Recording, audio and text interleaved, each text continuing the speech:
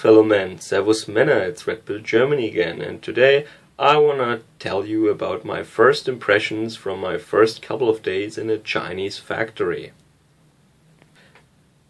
So it is actually a pretty cool experience that my first trip to China leads me to a factory of all places, and a lot of stuff has been said in recent years about working conditions in China and Chinese factory and their rise to becoming the world's leading nation in mass production. And I have to say, from this point of view, I had high expectations, and of course I had previous information, and that of course determined pretty much the lens through which I would see what I experienced. And I also want to add that this is really just a first impression. I was in one factory. This is not an exhaustive study or comparative work about Chinese working conditions or Chinese factories. This is just one guy's first impression. I want to just say that because I know that some strange characters mysteriously find their way to my channel and take everything out of context. But yeah, it's a personal first impression, okay? So first of all, I have to say that it all looked pretty clean, and it looked like safety standards and such things are taken very seriously there. They also have a weird point system, of course, by which they rate workers and also by which they punish them. For example, everyone has to wear colored caps and uniforms that make it possible to identify you just upon seeing you, where you belong to, what your rank and station is. And then, like, when you don't put these things on, or when you litter, or when you don't follow orders, or when you violate safety instructions, yeah, you will get these punishment points, yeah, and then it will be a monetary fine or something, and it also can lead to, of course, being reprimanded and fired then. But what people seem not to be reprimanded for is sleeping on the job. That would be a firing offense in Germany. And also playing with your cell phone. Also a firing offense in Germany. Well, first you're reprimanded, and then if you do it again, then you're fired. But here, everyone does that. And this is not only true for Chinese factories. I have to say that people just stare on their cell phones all the time. It really appears to me as if they don't really talk anymore.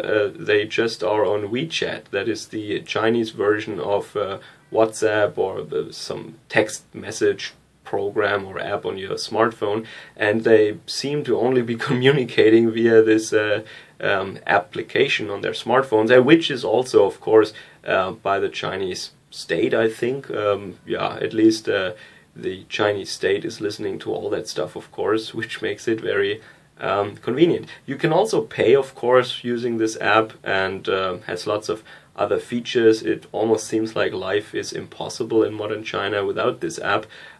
Yeah, and so everyone in the factory is using this thing, and they put it to professional use, of course. Like, there are groups that are organized in this smartphone app, but I doubt that it's only professional. So they're actually killing a lot of time, wasting a lot of time playing on their smartphones like that when no one is watching. But I think even though people are watching, it doesn't matter, they still do it.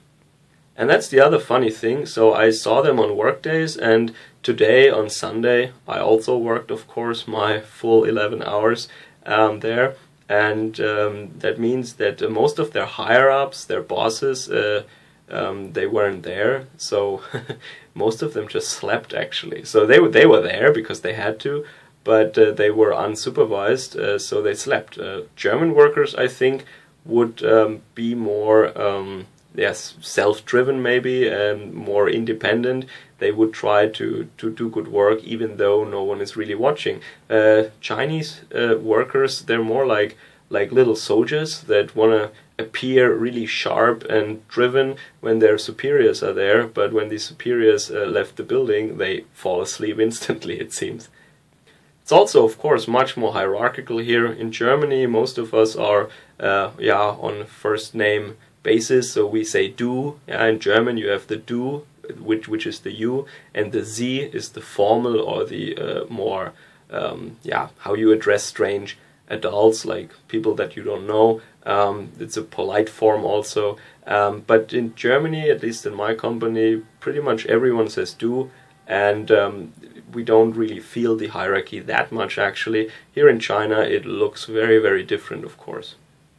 And even though wages are also, of course, increasing and rising in China, it seems absurd for us Germans how much manpower they throw at certain jobs or problems. In Germany you would be much more careful with assigning people to certain tasks, or much more careful of how much that would cost, because, well, I think our wages are higher, and I would be interested in seeing how that culture of just throwing hordes of workers at a problem will change in China along with their rising wages here, which are a fact. But all in all, I have to say once again, also in the factory, the Chinese are extremely helpful, extremely professional, other than the things that seem strange to me as a German that I just mentioned before. They are very hardworking, and they, of course, they want to have as much information as possible, and they really ask a lot of questions. Yeah. So this was just a first impression, and I'm also interested in how my picture changes once I spend a little more time with them in the coming week maybe. And but now I'm off to hit the clubs. Some people from our crew are already leaving us, going back to Germany, and we will celebrate that. I don't know if Sunday night is such a good night for clubbing or going out here in China, but yeah, I will see. So I hope you guys had a great weekend. Catch you guys again later. Take care. Servus, Kameraden.